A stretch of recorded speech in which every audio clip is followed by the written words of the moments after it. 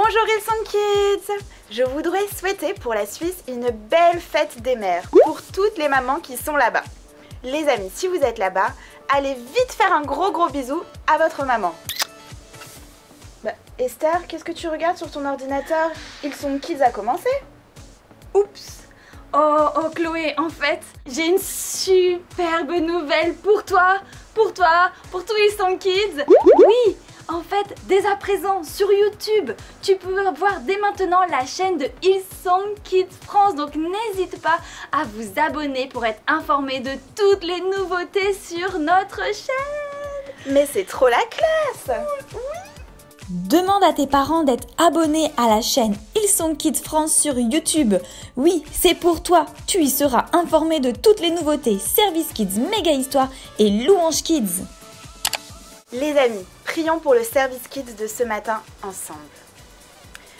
Merci Seigneur Jésus pour ce Service Kids.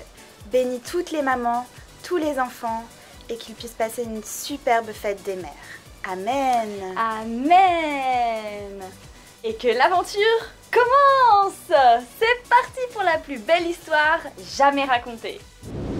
Hey, salut les amis, nous revoilà pour poursuivre notre voyage à travers les pages de la Bible. Avez-vous retenu la méga parole de la semaine dernière? Moi je me souviens que c'est en Genèse, puisque c'est là qu'on a envoyé Barbara. Allez, un indice, ça parle d'une relation entre Dieu et nous. Ah oui, je m'en souviens, ça parle d'une alliance entre Dieu, nous et les enfants, de nos enfants, des enfants, des enfants, des enfants, des enfants, des enfants. Ça va, on a compris. La Bible dit que Dieu nous bénit jusqu'à 1000 générations. Waouh, c'est beaucoup 1000. Waouh, c'est énorme. Allez, écoutons la méga parole d'aujourd'hui. C'est parti! Je vais faire une alliance avec toi, avec tes enfants et les enfants de leurs enfants, de génération en génération. Cette alliance durera toujours. Ainsi, je serai ton Dieu et je serai le Dieu de tous ceux qui naîtront de toi. Genèse 17, verset 7. Tu vois Alexis, j'avais raison. L'alliance est avec Dieu, nous et les enfants, des enfants, des enfants, des enfants, des enfants, des enfants, des enfants, des enfants, des enfants, des enfants. Petite astuce les amis, si on dit de génération en génération, ça résume l'idée et ça va beaucoup plus vite. Oui, de génération en génération, c'est beaucoup plus rapide, mais c'est beaucoup moins drôle. Et est-ce que notre horloge a remonté, le temps est prêt? Justement, je m'apprêtais à la sortir.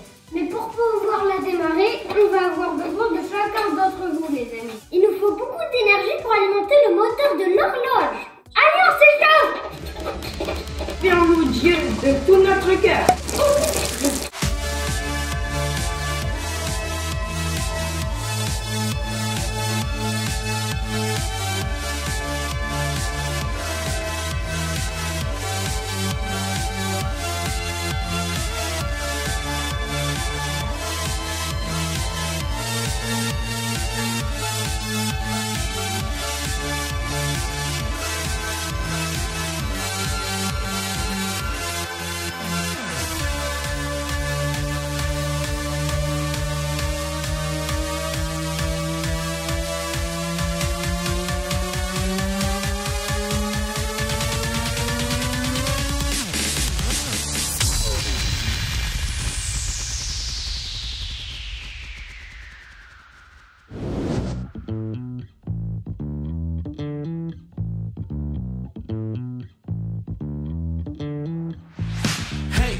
Tout le monde est là, oui, dans cet endroit que nous aimons. Hey, dans nos différences, nous sommes réunis, tous en son nom. Et quand nous sommes là rassemblés, ton amour m'enseigne à aimer. La terre entière verra qui tu es. Rien n'est mieux que de grandir dans ta maison, où nous découvrons qui nous pouvons être. Nous sommes venus à fond pour louer ton nom, là pour te rencontrer, là pour te rencontrer,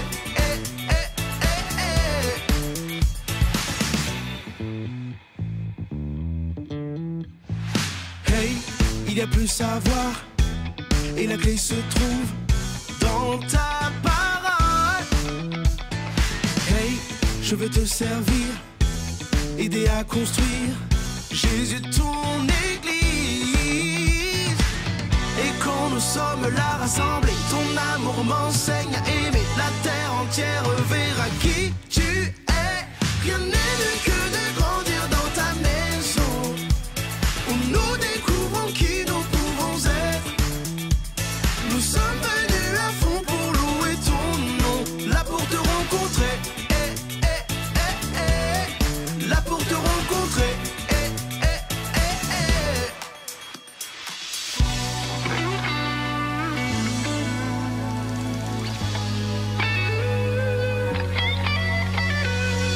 Et quand nous sommes là rassemblés, ton amour m'enseigne à aimer. La terre entière verra qui tu es. Et quand nous sommes là rassemblés, ton amour m'enseigne à aimer. La terre entière verra qui tu es. Rien n'est mieux que de grandir dans ta maison, où nous découvrons qui nous pouvons être. Nous sommes venus à fond pour louer ton nom, là pour te rencontrer. Rien n'est mieux que de grandir dans ta maison, où nous découvrons qui nous pouvons être. Nous sommes venus à fond pour louer ton nom, là pour te rencontrer. Là pour te rencontrer. Là pour te rencontrer. Là pour te rencontrer. Là pour te rencontrer, pour te rencontrer. Là pour te rencontrer, pour te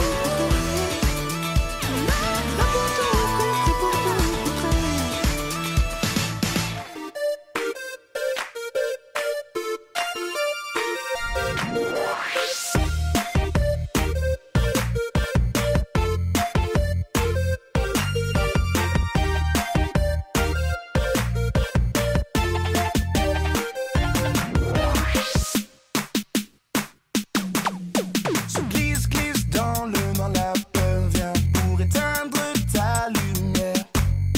Cela ne t'empêche pas de dire au monde que Jésus est le roi. Que ta lumière brille, oh, oh, oh, que ta lumière brille, oh, oh, que ta lumière brille et que Jésus brille en toi. Les géants deviennent tout petits quand tu fixes tes yeux sur Dieu. N'aie pas peur de tenir ferme et pousse un cri de joie. Que ta lumière brille, oh, oh, oh, que ta lumière brille, oh, oh, que ta lumière brille et que Jésus brille. Que ta lumière brille, oh, oh, oh, que ta lumière brille, oh, que ta lumière brille et que Jésus brille. Je n'ai pas peur, je ferai briller ma lumière. Tu n'as pas peur, tu feras briller ta lumière. On n'a pas peur que notre lumière brille, car Jésus est Seigneur. Il fera briller sa lumière. Que ta lumière brille, oh, oh, oh, que ta lumière brille, oh, oh, que ta lumière brille et que Jésus brille. Bring the beat back. Oh, oh, oh, que ta lumière brille, oh, oh, que ta lumière brille et que Jésus brille.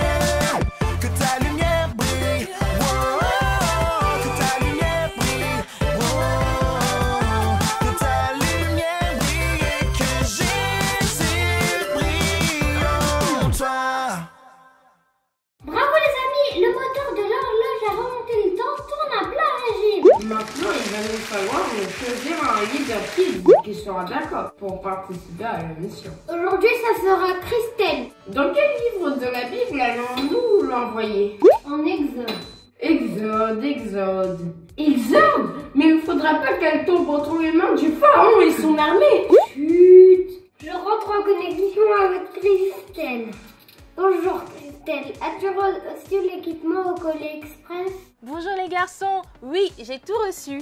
J'ai ma montre, j'ai mes lunettes et j'ai même eu la notice. Surtout ne te laisse pas impressionner par le pharaon et son armée. Regarde ta montre régulièrement pour revenir à temps. Je programme les données spatio-temps pour vous.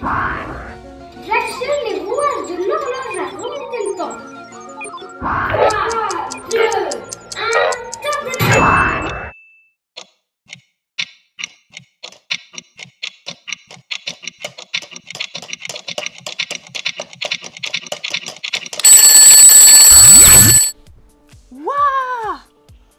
Ça a marché! J'ai pu voyager dans le temps. Il faut que je signale aux garçons. L'exploration peut commencer. Oh les amis, où est-ce qu'on a atterri? Mais regardez tout ça! Mais est-ce que vous reconnaissez ce paysage? Mais on dirait des pyramides. Et si ce sont des pyramides, alors nous serions dans le pays d'Égypte. Waouh, c'est génial! Oh! Attends, juste un instant, j'ai mon téléphone qui sonne. Allô? Christelle 2? Ah mais devine quoi? J'ai voyagé dans le temps et je suis en Égypte. C'est génial. Et toi, comment vas-tu? Je vais pas bien, je suis fatiguée. Tous les jours, je dois faire la vaisselle matin, midi et soir. Et à chaque fois que je mange, il y a des assiettes, il y a des couverts, il y a des casseroles à laver. Je veux plus faire la vaisselle. Pourtant, je suis obligée. Si je mange, il y a la vaisselle. Je suis obligée si je veux que tout soit propre. Oh, mais écoute, tu me rappelles un peuple qui a vécu justement ici en Égypte il y a des milliers d'années. Au départ, ils étaient bien accueillis. Mais ensuite, ils ont été réduits à faire des travaux forcés. Ils étaient maltraités et souffraient, mais énormément. Ils étaient réduits à l'esclavage. Ils ont pleuré pendant 400 ans. Mais Dieu ne les a pas abandonnés. Il a choisi un homme qui s'appelle Moïse pour délivrer son peuple. Et un jour, alors que Moïse faisait paître son troupeau, Dieu lui est apparu et lui a demandé d'aller voir le pharaon, qui est le roi d'Égypte, et de demander au pharaon de laisser partir le peuple d'Israël. Mais le pharaon, il ne voulait pas. Alors Dieu a envoyé plusieurs catastrophes sur les Égyptiens. On les appelle les 10 plaies ou les 10 fléaux d'Égypte. Venez avec moi, nous allons les parcourir ensemble. Premièrement, Dieu a transformé l'eau du fleuve du Nil en sang. Et le fleuve était utilisé pour plein de choses, donc il n'avait plus la possibilité d'avoir de l'eau. Ensuite, Dieu a transformé toute la poussière en moustiques. Oh, mais imagine le nombre de moustiques qu'il y avait, ça piquait, ça grattait de partout. Et le troisième fléau, dans Exode 8, 1 et 2, l'Éternel dit à Moïse, « Va vers Pharaon et tu lui diras, ainsi parle l'Éternel, laisse aller mon peuple afin qu'il me serve. Si tu refuses de le laisser aller, je vais frapper par des grenouilles toute l'étendue de ton pays. » Et il a envahi le pays d'Égypte de grenouilles. Il y en avait partout, mais dans toutes les maisons, dans tous les salons, il y avait des grenouilles partout. Et comme quatrième fléau, Dieu a envoyé des mouches venimeuses. Elles avaient un venin comme les serpents. Et il y en avait partout, ça poursuivait. Il y en a une, non? Oh non, non, c'est pas une mouche venimeuse. Mais à ce moment-là, il y en avait partout. Et Dieu a envoyé un cinquième fléau. Il a fait mourir le troupeau des Égyptiens. Ils utilisaient les troupeaux comme nourriture et c'était aussi un travail. Donc, il y avait moins de nourriture et moins de travail. Et c'était pas tout. Dieu a ensuite fait pousser des ulcères sur la peau des Égyptiens. Ce sont des gros boutons, mais ça poussait sur leur peau. Tout le monde était concerné. Les vieux, les jeunes, tout le monde avait des boutons. Mais malgré cela, ils n'ont pas laissé partir le peuple d'Israël. Alors Dieu a envoyé la grêle et la foudre. La foudre frappait et ça frappait et les gens étaient apeurés. Mais ils ne voulaient pas laisser le peuple d'Israël. Alors, Dieu, il a créé une invasion de sauterelles. Et ces sauterelles ont mangé toutes les récoltes, imaginez, les champs, tout a été dévasté par les sauterelles. Et Dieu, pour le 9e fléau, il a plongé le pays d'Égypte dans les ténèbres. Pendant 3 jours, il y avait d'épais ténèbres, tout était noir. Il n'y avait pas de lumière, ni du soleil, ni la lune. C'était un peu comme ça. Là, vous m'entendez? Mais vous ne me voyez pas. À ce moment, les gens parlaient sans se voir. Et vous savez quoi, les amis? Malgré tous ces fléaux, le pharaon ne voulait toujours pas laisser partir le peuple d'Israël. Alors, Dieu a envoyé le 10e et dernier, l'ultime fléau. Il consistait à faire mourir les premiers garçons de chaque famille du pays d'Égypte. Même le prince héritier d'Égypte est mort durant ce fléau. Et là, le pharaon, il n'avait aucun autre choix que d'accepter que le peuple d'Israël s'en aille. Les Israélites étaient contents d'être enfin libres. Maintenant, vous connaissez tous les 10 fléaux d'Égypte. Mais vous savez quoi? Il y a eu un revirement parce qu'à la dernière minute, le pharaon a changé d'avis. Il a rassemblé son armée pour poursuivre Israël. Le peuple était coincé entre la mer Rouge et l'armée du pharaon. Et c'est là que Dieu fit un miracle. Moïse étendit son bâton vers la mer et j'active la méga histoire. Les livres de l'Exode jusqu'à Josué montrent la fidélité constante de Dieu qui sauve son peuple. De Moïse et les 10 commandements à Josué au mur de Jéricho qui s'effondre. Ces 4 livres présentent l'incroyable plan de Dieu pour sauver son peuple. Au début de l'Exode, Dieu utilise un homme nommé Moïse pour sauver les Israélites de l'esclavage en Égypte, où ils sont esclaves depuis plus de 400 ans sous le règne du Pharaon.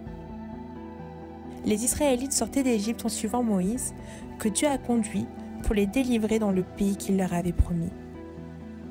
Mais alors qu'ils partaient pour leur voyage, le Pharaon changea d'avis et les poursuivit en disant « Qu'avons-nous fait en laissant tous ces Israélites s'enfuir ?» Le Pharaon et son armée ont poursuivi les Israélites jusqu'à la mer Rouge, essayant de les ramener. Mais Dieu a été fidèle à sa promesse et la mer Rouge devant eux s'est séparée.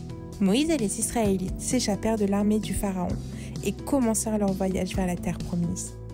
Alors qu'ils traversaient un désert sans carte, Dieu leur envoya un énorme nuage pour les guider le jour et une colonne de feu pour les éclairer la nuit. Ces piliers sont une image de la fidélité de Dieu et nous enseignent que Dieu ne quitte jamais son peuple et ne l'abandonne jamais. Bien que les livres de l'Exode à Josué soient pleins de miracles étonnants, cela n'a pas empêché le peuple d'Israël de ronchonner, de se plaindre et de prendre de mauvaises décisions. Malgré cela, Dieu a continué à parler à travers Moïse et son frère Aaron et a établi des lois auxquelles chaque Israélite doit obéir. Ces lois couvraient tout, depuis les aliments qu'ils devaient manger jusqu'au fait qu'ils devaient célébrer. Tout comme Dieu a pris soin des Israélites, même lorsqu'ils n'obéissaient pas à sa parole, Dieu prend toujours soin de son peuple, de vous et de moi, alors que nous continuons à découvrir la plus belle histoire jamais racontée. Oh waouh, quelle belle histoire! Je me rappelle une fois, je suis allée en vacances et j'ai promis à mes amis de leur apporter des petits souvenirs. Mais en rentrant, je me suis rendu compte que je n'en avais pas suffisamment pour tout le monde. Vous savez, dans le monde, il y a beaucoup de promesses qui sont faites. Certaines grandes, d'autres toutes petites. Il y a longtemps, Dieu a fait une promesse qui a poussé des gens à se demander s'il y arriverait un jour. Jetant un coup d'œil aux histoires trouvées dans le livre de l'Exode jusqu'à Josué dans l'Ancien Testament. Au début du livre d'Exode, le peuple de Dieu était esclave en Égypte. Leur esclavage a duré 400 ans. Personne ne savait ce que c'est d'être libre, mais ils vivaient encore en espérant qu'un jour, Dieu va les sauver comme il l'a promis. Sur les 5 livres de l'Ancien Testament, nous voyons le plan de Dieu se dérouler et Dieu a tenu sa promesse. Voyons comment il a procédé. Vous voyez ce moustique? Il nous rappelle comment Dieu est capable de tout pour nous délivrer.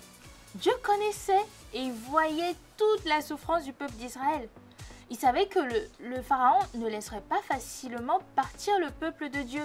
Alors il a envoyé des plaies. Il n'y en a jamais eu de telles jusqu'à aujourd'hui. Dieu est véritablement capable de faire l'impossible pour te protéger, pour me protéger. Pour partir du pays d'Égypte et aller à Canaan, le peuple d'Israël devait traverser la mer. Mais personne n'avait de bateau. Donc ils se sont trouvés face à un dilemme. Comment traverser sans bateau? Je passe la parole à notre expert scientifique pour nous expliquer comment faire. Bonjour à tous. Comment traverser la mer Rouge sans bateau? J'ai étudié cette question et la seule option à cette époque, c'est la nage. La mer Rouge est longue de 1914 km et le record de nage historique mondial, 560 km. Donc, même si tout le peuple était d'excellents nageurs, ils n'arriveraient pas à traverser totalement la mer. À un moment, ils seraient fatigués et se seraient noyés. Donc, ma conclusion d'expert scientifique, c'est que c'est impossible. Merci, expert scientifique, pour ta réponse.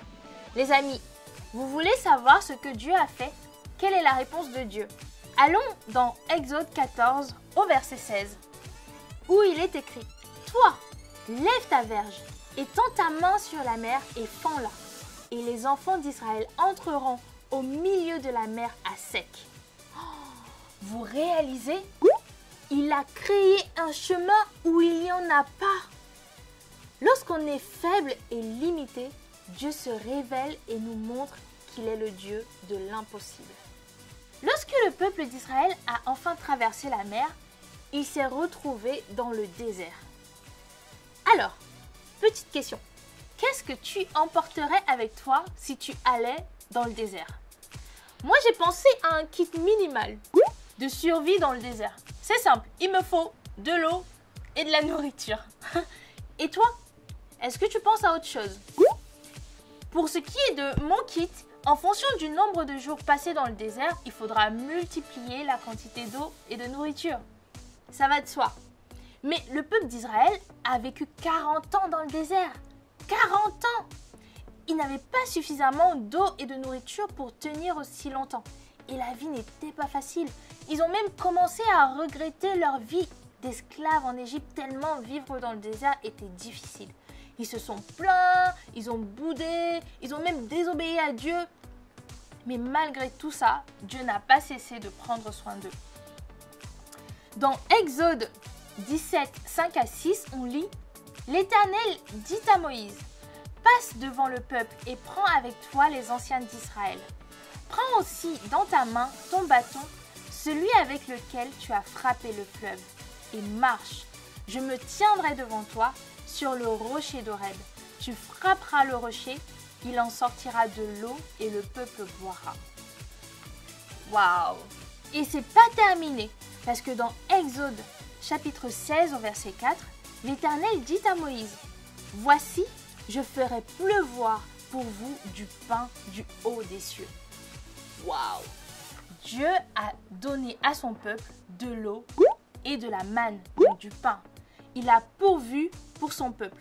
Ils avaient de quoi manger, de quoi boire tous les jours. Et Dieu le fait encore aujourd'hui pour son peuple. Et tu en fais partie.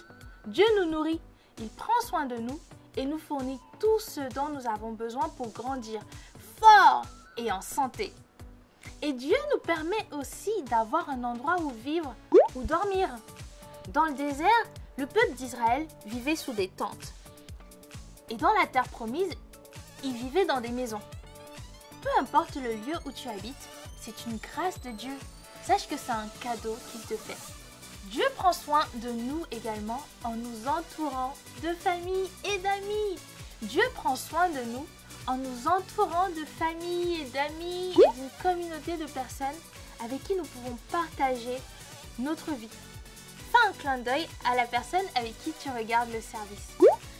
Dans la Bible, Dieu a plusieurs noms. L'un d'entre eux est Jéhovah Jireh. Répète après moi. Jéhovah Jireh. Yes. Et rien n'est trop grand ni trop petit pour Dieu. Dans Philippiens 4, on lit « Et mon Dieu pourvoira à tous vos besoins selon sa richesse, avec gloire en Jésus-Christ. » Donc, les amis, je nous invite à penser à la manière dont Dieu prend soin de nous. Il nous donne une famille, des amis, un endroit pour vivre, de la nourriture et bien plus encore. Et nous ne nous souvenons pas d'être toujours reconnaissants comme nous le devrions. Nous pouvons même souvent nous plaindre comme les Israélites, mais Dieu est fidèle et prend soin de son peuple. Et cela nous inclut également.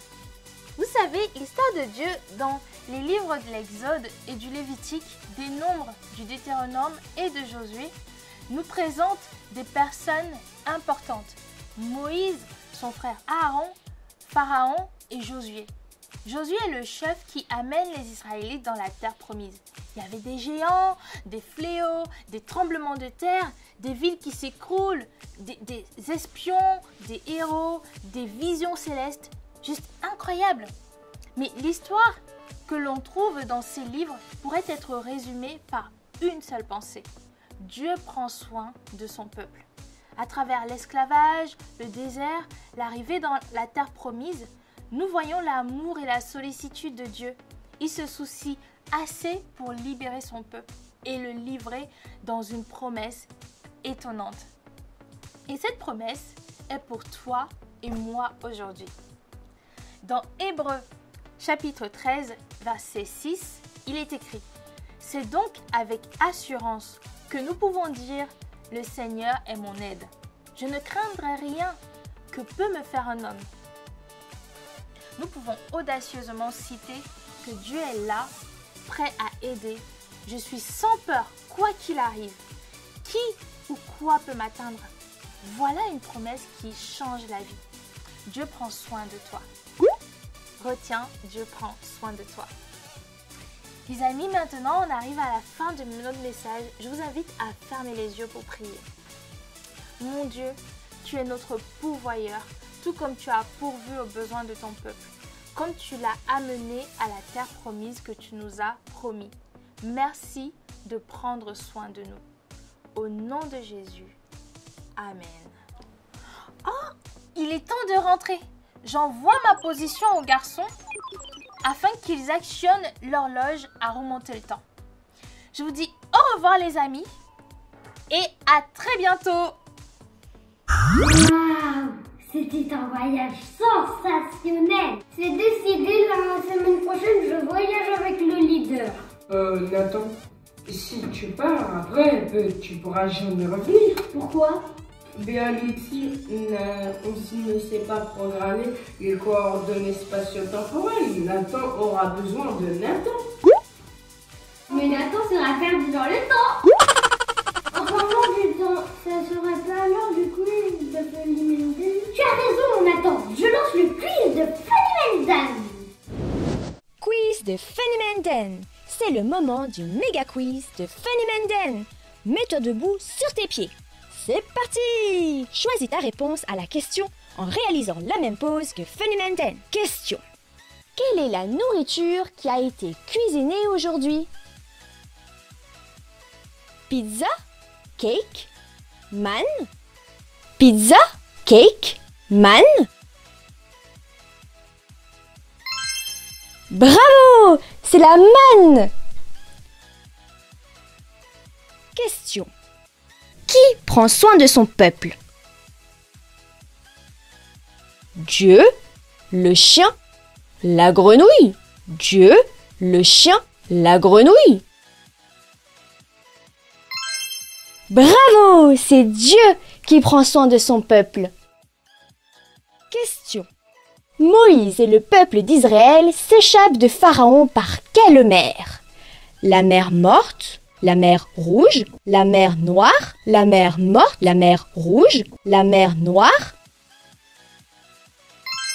Mais oui, c'est la mer rouge.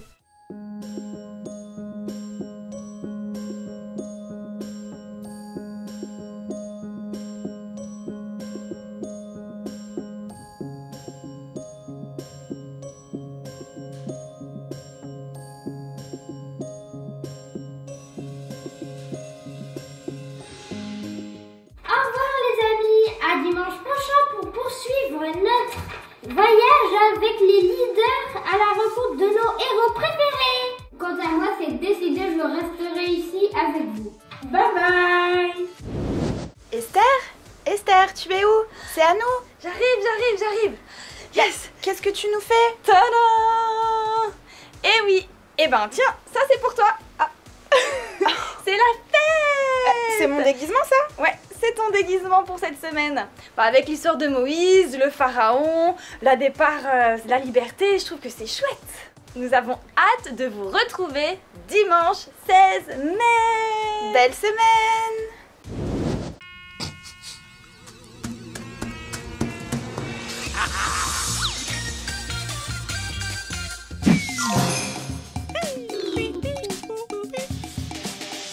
Hello, Stravo, Shalom. Hello, hello, Stravo, Stravo, Shalom, Shalom.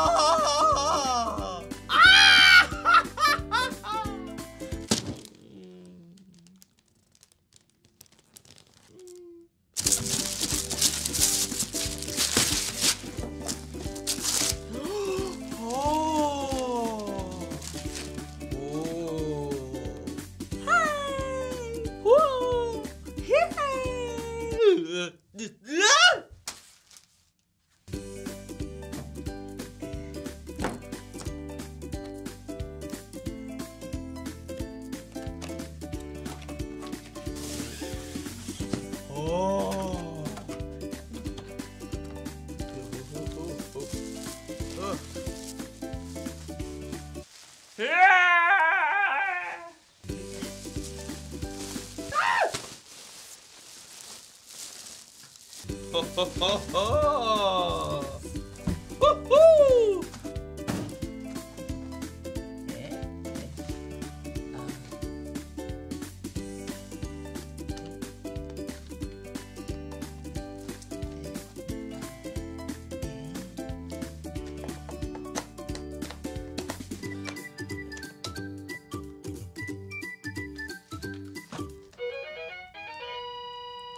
Oh ho ho ho ho ho ho! Oh,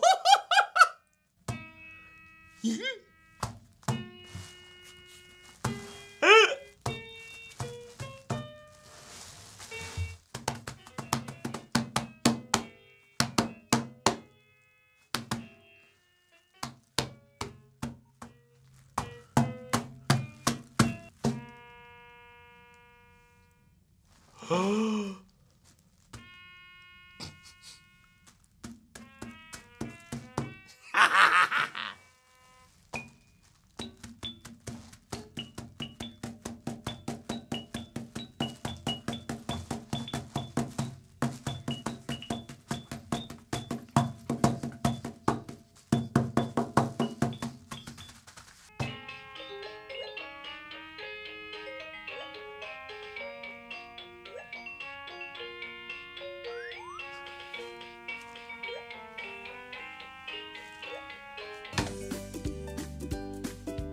Hello? Hello?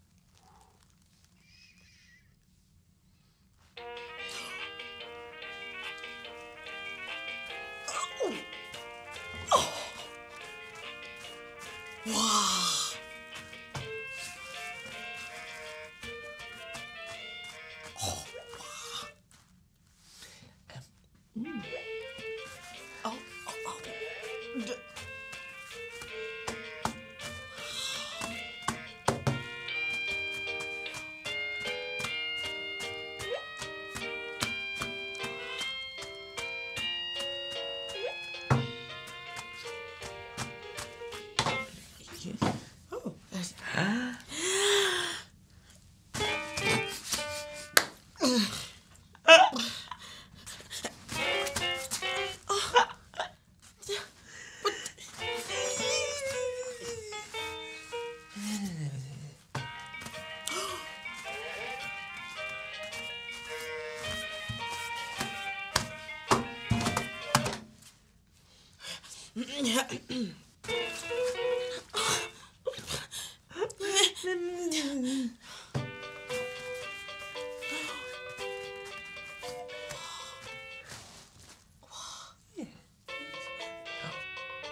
Oh. Oh.